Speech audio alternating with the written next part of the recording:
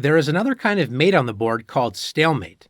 Stalemate is what happens when your king is not in check, but you also have no other legal move on the board. And when this happens, it's a draw and nobody wins. You might be absolutely winning your game and about to checkmate the opponent's king, but if you fall into stalemate, it's a draw. This is best explained with some examples.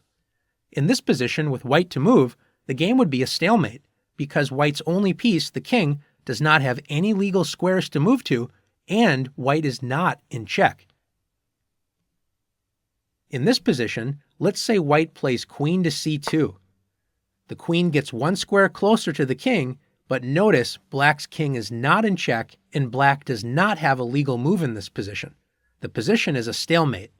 Remember, in chess, you're never forced to make an illegal move, so black cannot put the king onto a square where it would be captured. In this position, can you find a better move for white? White can actually win the game in just one move after queen b2 checkmate. Remember, your opponent can never be in stalemate if they are in check. In this position, black looks doomed.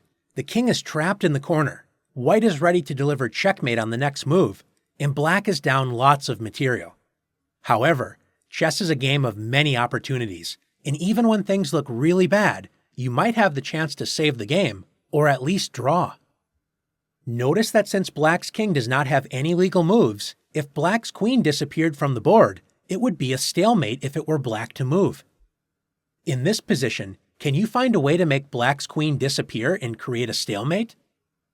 If you found queen takes h2 check, great job. White must deal with the check, and the only way to get out of the check is to capture the black queen. Now the only remaining piece is the black king, and since black's king does not have any legal squares, and black is not in check, the game is a stalemate. What a save by black. Let's take a look at this position.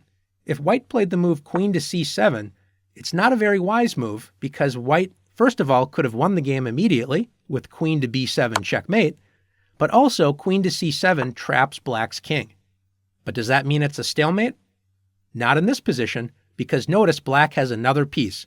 Black could play the move h3, allowing white to correct the mistake from the last move and deliver checkmate with queen to b7. Notice if we added another pawn, just this pawn on h3, the position would now be a stalemate with black to move.